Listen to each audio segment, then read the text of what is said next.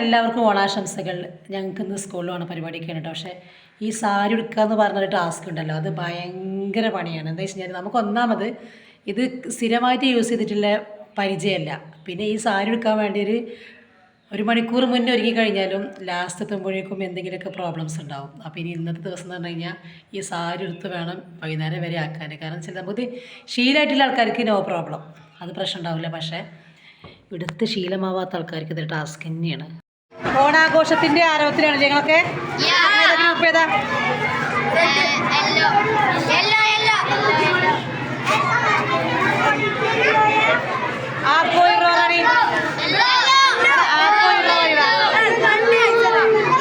ആഘോഷമായതുകൊണ്ട് തന്നെ കുട്ടികളൊക്കെ നല്ല വെള്ള മുണ്ടും അതേപോലെ തന്നെ ഷർട്ടൊക്കെ നല്ല സ്റ്റൈലാണ് വന്നിരുന്നത്.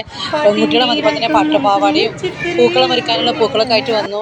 സദ്യൻ്റെ കാര്യം പിന്നെ പറയണ്ടല്ലോ. ഓണത്തിന് സദ്യ എന്ന് പറഞ്ഞു കഴിഞ്ഞാൽ, ഓണസദ്യ എന്ന് പറഞ്ഞു കഴിഞ്ഞാൽ നമുക്ക് എന്നും അവിയൽ, കൂട്ടുകറി, സാമ്പാർ, സുന്ദരമായ കാഴ്ചയാണ്. അപ്പോൾ താഴെ ഇങ്ങനെ ഗെയിമൊക്കെ ഞാൻ സെറ്റ് ആക്കിയിട്ടുണ്ട്. കാരണം ഗെയിം നമ്മളോരോ ഗ്രൂപ്പൊക്കെ ഗ്രീന്, യെല്ലോ, മുകളിൽ നിന്ന് നോക്കുമ്പോൾ നല്ലൊരു വ്യൂ ആണ് താഴത്തേക്ക്.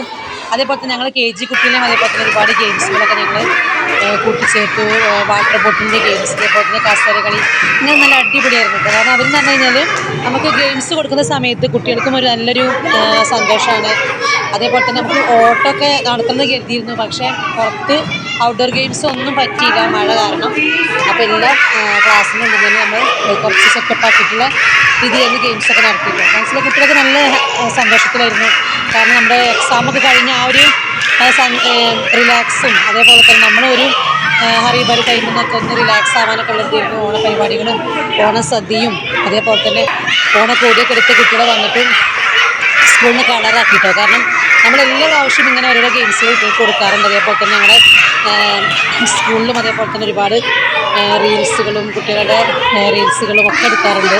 അപ്പോൾ ഈ വർഷത്തെ ഓണം എല്ലാവർക്കും നല്ലത് മാത്രം വരട്ടെ എന്ന് ആശംസിക്കുന്നു. അതേപോലെ തന്നെ എല്ലാവരുടെയും ഓണത്തിൻ്റെ വീഡിയോസൊക്കെ കാണുന്നത് ഭയങ്കര സന്തോഷമാണ്. കാരണം നമ്മുടെ ഓരോരോ സ്ഥാപനങ്ങളിലും ഇങ്ങനെ ഓണപരിപാടികൾ നടത്താറുണ്ടല്ലോ.